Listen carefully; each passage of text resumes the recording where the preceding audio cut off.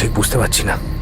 এখন আমাদের একমাত্র কর্তব্য হচ্ছে মানে গাড়িতে গিয়ে উঠে পড়া, নইলে ভূত বা মানুষ শত্রুর হাতে না হোক, সাপ কিংবা বিচ্ছুর কামড়ে আমাদের অনিবার্য মৃত্যু হবে। ও জয়ন্ত, কোন দিকে গাড়ি আছে বলে দাও। তোমরা না যাও, আমি একলাই গাড়িতে গিয়ে বসে থাকি বাবা। সুন্দরবাবু পায়ে পায়ে এগিয়ে চললেন এবং হঠাৎ বনের ভেতর থেকে জেগে উঠল বাঘের গভীর গর্জন। তিনি চমকে আবার পায়ে পায়ে পিছিয়ে দলের মাঝখানে এসে হতাশ ভাবে বললেন, বাবা, তাহলে উনিও এখানে আছেন? তাড়াতাড়ি পিঠ থেকে বন্দুকটা নামিয়ে তিনি আত্মরক্ষার জন্য প্রস্তুত হলেন। শেয়ালদের সম্মিলিত কোলাহল জানিয়ে দিল এখন গভীর রাত।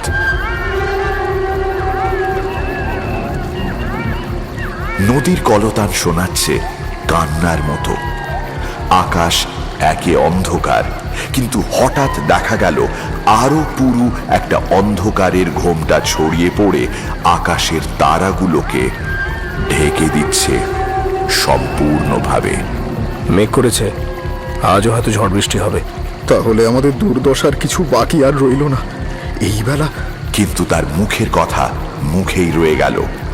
সেই আসন্ন দুর্যোগের বিভীষিকা, সেই নিবিড় তিমিরের ভয়াল অন্ধতা, সেই পরিত্যক্ত সমাধি ক্ষেত্রের অমানসিকতার ভেতর থেকে জেগে উঠল ভয়ঙ্কর অস্বাভাবিক এক কণ্ঠধ্বনি।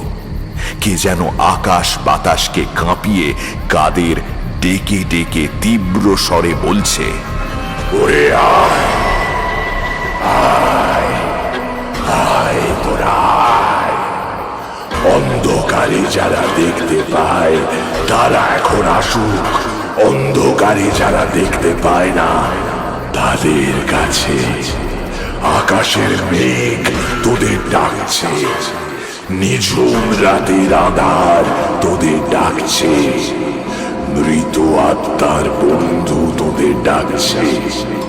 কবরে কবরে দুয়ার খুলে যাক, কফিনে কফিনে জীবন চাহুক, মরা চোখে চোখে আলো ফুটুক।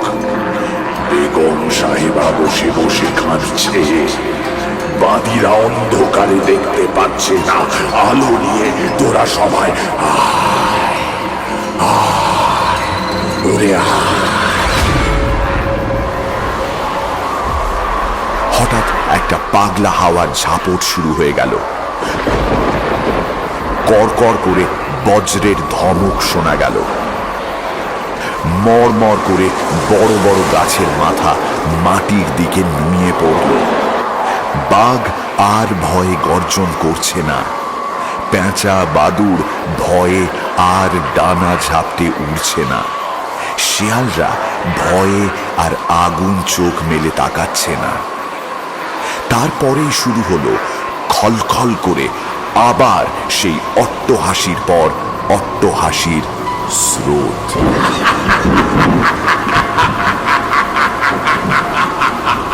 ওই হাসি আমি চিনি, কিন্তু ওভাবে কথা বলল কে? কে ডাকছে, কে আসবে, কে অন্ধকারে দেখতে পায়, কে বেগম আর কেই বা বাদী? আমরা কি সশরীরে নরকে এসে পড়েছি? ও জয়ন্ত।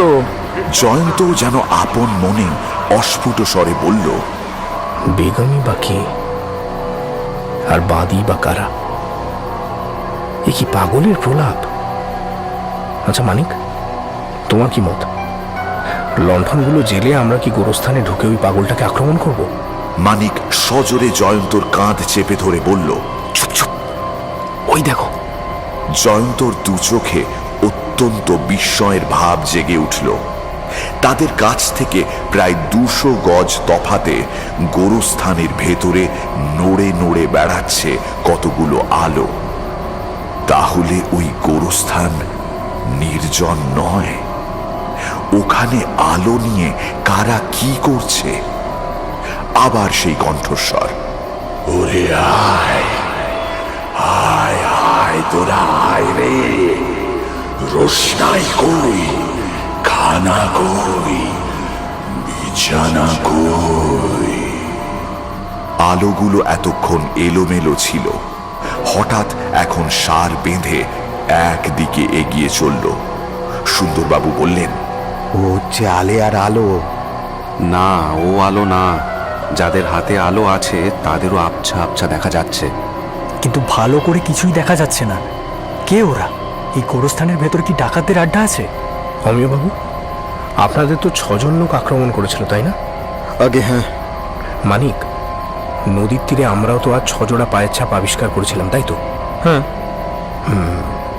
এখন ওই আলোগুলো গুনে দেখো দেখি। মানিক গুনতে গুনতে বলল, 1 2 3 4 5 6 6টা আলো। তার মানে 6 জন লোক। জয়ন্তবাবু, তাহলে ওরাই আমাদের শিলাকে চুরি করেছে। ওরা ভূতই হোক আর মানুষই হোক, আমি আর কিছুই কেয়ার করি না। আমি এখনই ওদের আক্রমণ করব আর আমার বোনকে উদ্ধার করব। আজ হয় আমি মরব, নয় ওদের মারব। জয়ন্ত তাড়াতাড়ি তার হাত ধরে চেপে বলল, শান্ত হন অমিয়বাবু, শান্ত হন। এখন গোয়ার্তুমি করবার সময় নয়। ওখানে যদি ডাকাতের দল থাকে তাহলে ওদের দলে কত লোক আছে তা কে বলতে পারে? আমরা ওখানে গিয়ে প্রাণ দিলে আপনার বোনের কোনো উপকার হবে না। আলোগুলো আবার কোথায় অদৃশ্য হয়ে গেল? যাকে আমাদের কিন্তু এখানে অপেক্ষা করা সার্থক হয়েছে। কাল সকালে এই গোরস্থানই হবে আমাদের কার্যক্ষেত্র। আজই অন্ধকারে অজানা জায়গায় গোলমাল করে কিছুই হয়তো করতে পারবো না। মাঝখান থেকে শত্রুরা সাবধান হয়ে সরে পড়বে। হ্যাঁ, বৃষ্টি এলো বলে রাত পোয়াতে আর ঘন্টা কয় মাত্র দেরি আছে। বাকি রাতটুকু মোটরে বসে কাটিয়ে দিকে চলো। অমিয় নিতান্ত অনিচ্ছা সত্ত্বেও জয়ন্তর কথা মতো নিজেদের মোটর গাড়ির দিকে যাবার জন্য ফিরে দাঁড়ালো। সঙ্গে সঙ্গে সবাই শুনতে পেল বনের পথে একটা মোটর গাড়ির গর্জন। গাড়িখানা যেন খুব তাড়াতাড়ি ছুটছে। অমিয় আশ্চর্য হয়ে বলল, এখানকার সবই কি অস্বাভাবিক। এমন জায়গায় এমন সময় কে আবার মোটরে চড়ে হাওয়া খেতে এলো? একটা নয়, আবার আর একটা মোটর। ওই শোনো, এটাও খুব জোরে ছুটে চলেছে। ডাকাতরা আমাদের আক্রমণ করবার জন্য কি মোটরে করে দলবল নিয়ে এলো? আচমকা বনের ভেতরে দূরে একটা ভয়ানক শব্দ হলো। পরপর দুবার। এ যে কোনো অ্যাক্সিডেন্টের শব্দ। জয়ন্ত তাড়াতাড়ি এগিয়ে শুকনো গলায় বলল, হ্যাঁ হ্যাঁ, অ্যাক্সিডেন্টই বটে। আমাদেরই সর্বনাশ হলো বোধহয়। যেখানে তাদের গাড়ি ছিল সেখানে গিয়ে দুটো মোটরই আর খুঁজে পাওয়া গেল না। আমরা এখন অসহায়। আমাদের অদৃশ্য শত্রু এসে দুটো মোটরই চালিয়ে ছেড়ে দিয়েছে, আর চালকহীন গাড়ি দুটো খানিক দূরে এগিয়ে গিয়ে গাছে বা পাহাড়ের ধাক্কা লেগে ভেঙে গুঁড়ো হয়ে গেছে। তাতে শত্রুদের লাভ? আমাদের পালাবার পথ বন্ধ হলো। হয়তো শত্রুরা এখনই আক্রমণ করবে। আমি এখন হেঁটেই পালাতে চাই। এ বিষয়ে আমি দৃঢ় প্রতিজ্ঞ। তোমরা আসো আর নাই আসো, এই আমি দৌড় মারলুম। সুন্দরবাবু, একটু দাঁড়ান। বোধহয় আমরাও আপনার সঙ্গী হতে বাধ্য হব। হঠাৎ পিছনে একটা অদ্ভুত শব্দ শোনা গেল। মাটির উপরে ধূপ ধূপ করে পায়ের শব্দ, যেন একদল সৈন্য তালে তালে পা ফেলে ক্রমেই কাছে এগিয়ে আসছে। যা ভেবেছি তাই। ওই ওরা আসছে আক্রমণ করতে। এখন পালানো ছাড়া উপায় নেই। সবাই হাঁটতে শুরু করলো। সে কি দুর্যোগ! যেন ঝড় আর বৃষ্টি তাদের বিরুদ্ধে ষড়যন্ত্র করে উন্মত্ত ও নিষ্ঠুর আনন্দে পৃথিবীকে ব্যাকুল করে তুলেছে। সে কি বিভীষিকা! প্রেতাত্মা জগতের সিংহদ্বার খোলা পেয়ে যেন মূর্তিমান অভিশাপের দল মানুষের জগৎকে আক্রমণ করছে। ওরা হেঁটে চলেছে, আর ওদের পেছন পেছন কারা যেন ধেয়ে আসছে। তারা কারা কেউ তা জানে না। শুধু তাদের কানের কাছে এক টানা সমানে বেজে উঠেছে সেই মহা অমানুষিক আশ্চর্য পায়ের শব্দ। একদল সৈন্য যারা চিরদিন ধরে এই মাটির পৃথিবীতে দলিত, শব্দিত ও স্তম্ভিত করে চলে চলে বেড়ায়।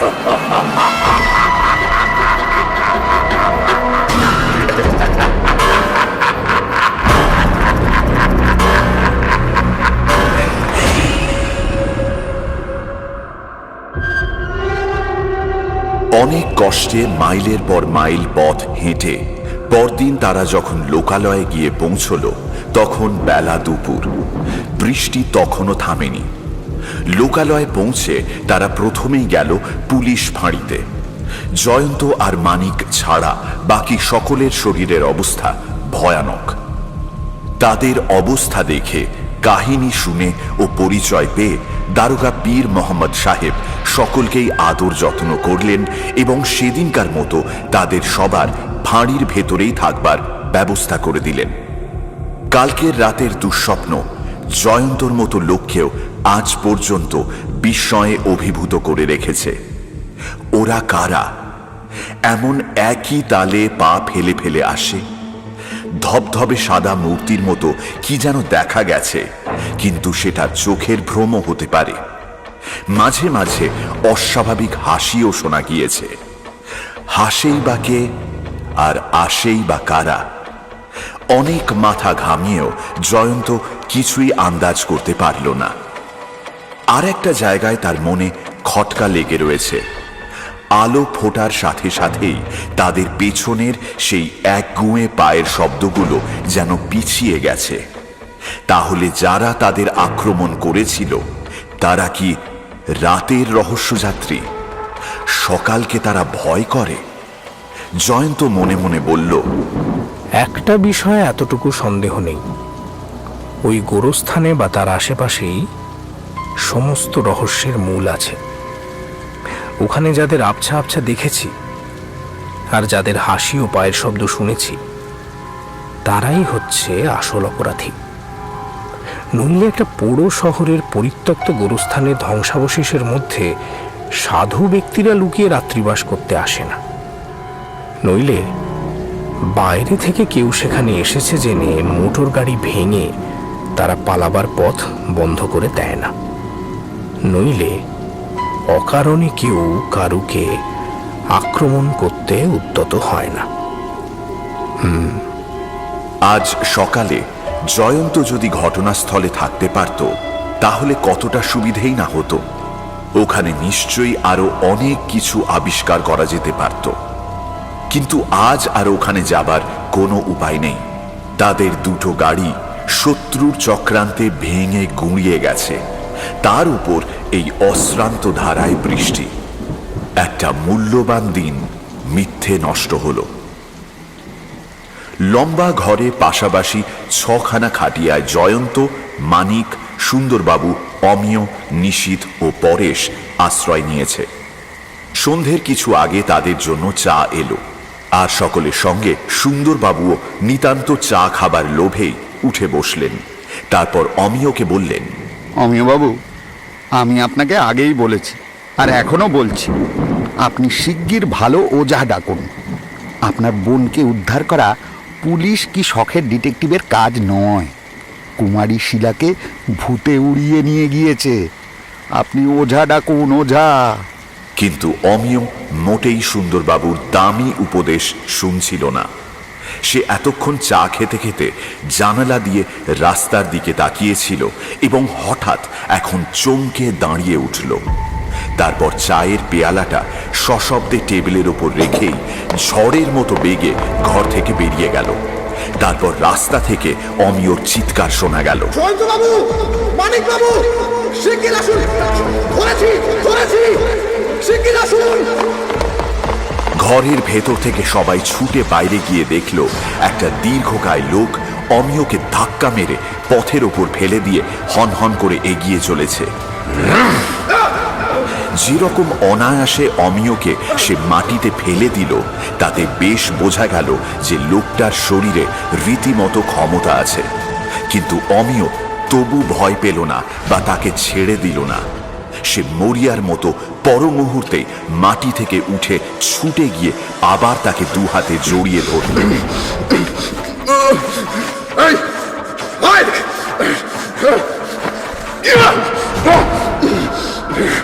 এবার তার হাত ছাড়াবার আগেই বাকিরা গিয়ে লোকটাকে চারদিক থেকে ঘিরে ফেলল।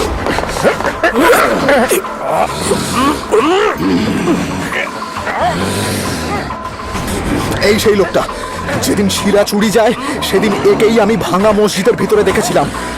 আমার দৃঢ় বিশ্বাস ডাকাতরা যখন আমাদের আক্রমণ করেছিল তখন এই লোকটাই হেসেছিল। এই সেই লোক এই রাস্তা দিয়ে এখন ফাঁড়ির দিকে বারবার তাকাতে তাকাতে যাচ্ছিল। আমি দেখেই একে চিনতে পেরেছি। এই সেই লোক। হ্যাঁ, এই তো সেই লোকটা। জয়ন্ত লোকটাকে ভালো করে দেখল। দীর্ঘ দেহ, ঘোর কালো মুখের ওপর লম্বা কালো চুলগুলো ঝুলে পড়েছে। পরনেও কালো ওভারকোট ও কালো পাজামা। তার তীক্ষ্ণ চোখ দুটো দেখলেই গোখরো সাপের চোখের কথা মনে হয়। সে চোখ দুটোতে যেন পলক পড়ে না। দারোগা মোহাম্মদ সাহেবও গোলমাল শুনে এসে পড়েছিলেন। তিনি লোকটাকে জিজ্ঞাসা করলেন, তোমার নাম কি? হাজি নবাব আলী। এই বাবুদের তুমি চেনো? না, ওদের আমি কখনো দেখিনি। ওরা কি বলছেন তাও বুঝতে পারছি না। আলীনগরের ভাঙা মসজিদে তুমি কি করতে গিয়েছিলে? আমি কোনোদিন এই জীবনে আলীনগরে যাইনি। একদম মিথ্যে কথা।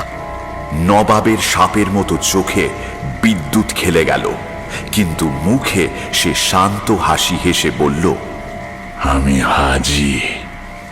মিথ্যে বলা তুমি হাজি হও, কাজী হও আর পাজি হও, আজ তোমাকে ফাঁড়িতে বন্ধ থাকতেই হবে। এখন আমার সময় নেই, কাল সকালে তোমাকে ভালো করে পরীক্ষা করব। নবাবের চোখ আবার ধক করে জ্বলে উঠল। কোন আইনে আপনি আমাকে বন্ধ করে রাখতে চান? আইনের কথা তুমি সেই উকিলদেরই জিজ্ঞাসা করো। আমি উকিল নই, আমি দারোগা। এই সেপাই, একে নিয়ে যাও।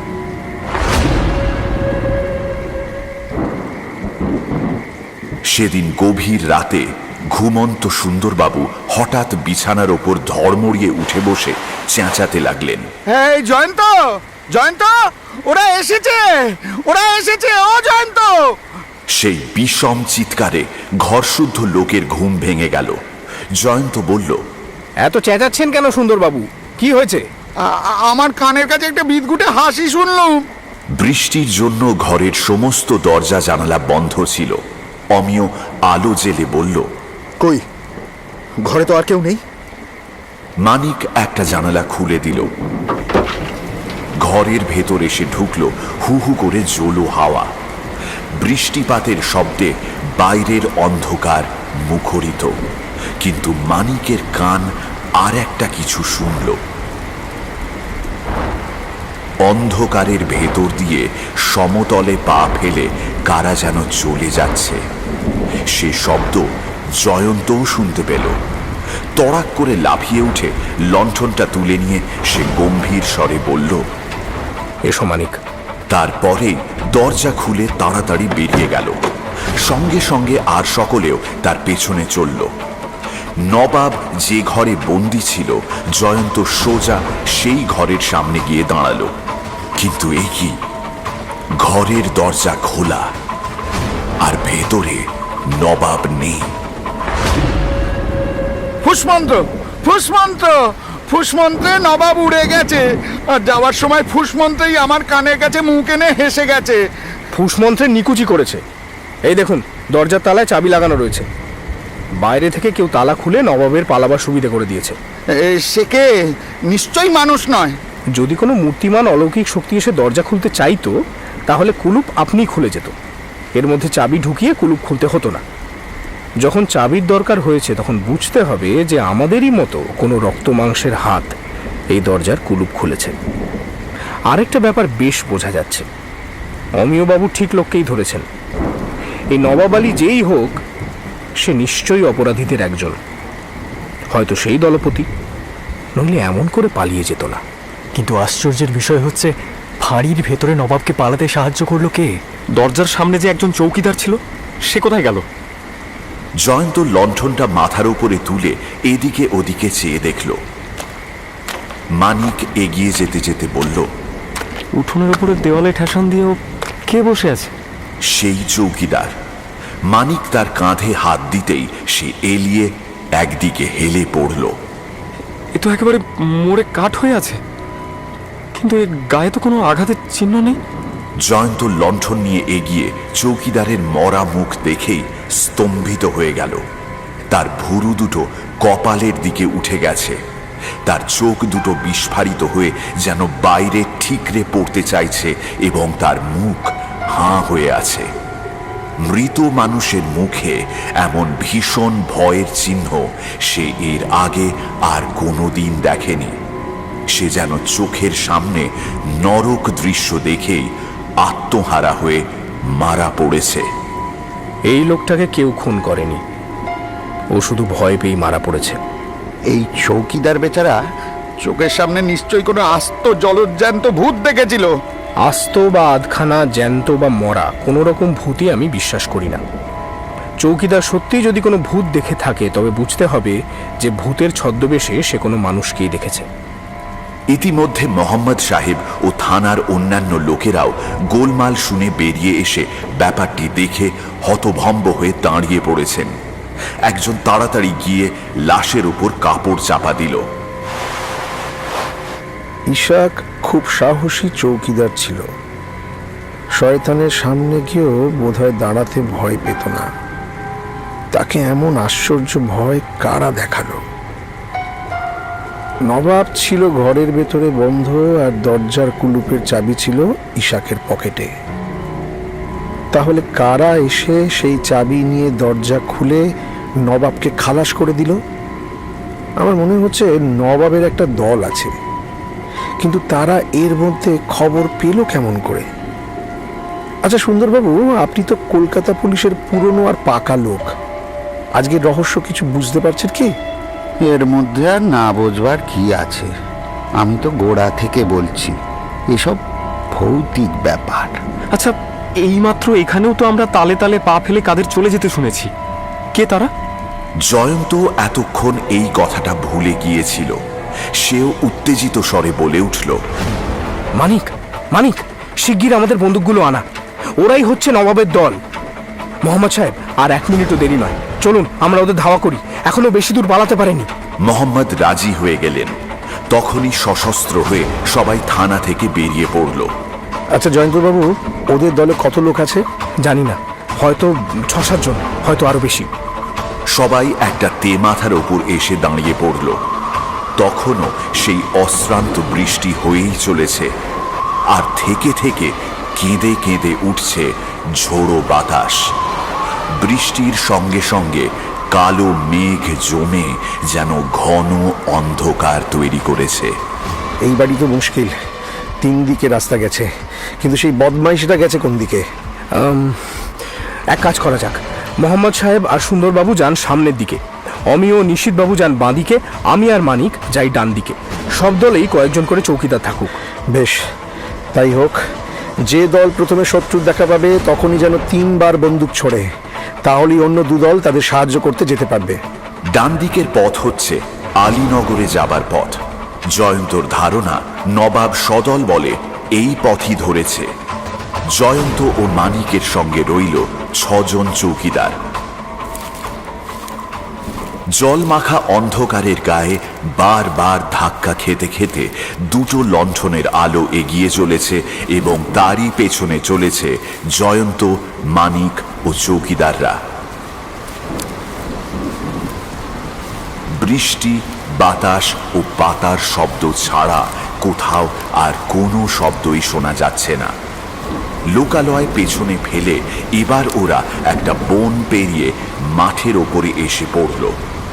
ঝোড়ো হাওয়া কখনো করছে তীক্ষ্ণ স্বরে হাহাকার, আবার কখনো ভৈরব বিক্রমে ভীষণ গর্জন। একজন চৌকিদার লণ্ঠনটা উঁচু করে তুলে ধরে সামনের দিকে দেখবার বৃথা চেষ্টা করে বলল, হুজুর, মাঠে জল থই থই করছে, পথ আর দেখা যাচ্ছে না। জল ভেঙে এগিয়ে চলো, সোজা চলো, সোজা। এই মাঠে যে ডোবা পুকুর আছে, যদি কোনো পুকুরে গিয়ে পড়ি? তাহলে আমি তোমাকে টেনে আবার ডাঙায় তুলবো, কিন্তু এগিয়ে চলো, এগিয়ে চলো। এই জল ভেঙে নবাব যখন তার দলবল নিয়ে যেতে পেরেছে, তখন আমরাই বা ভেসে যাব কেন? চলো।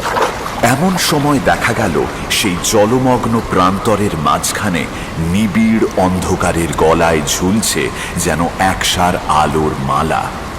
জয়ন্ত চমকে বলে উঠল, ওগুলো কি? আলেয়া!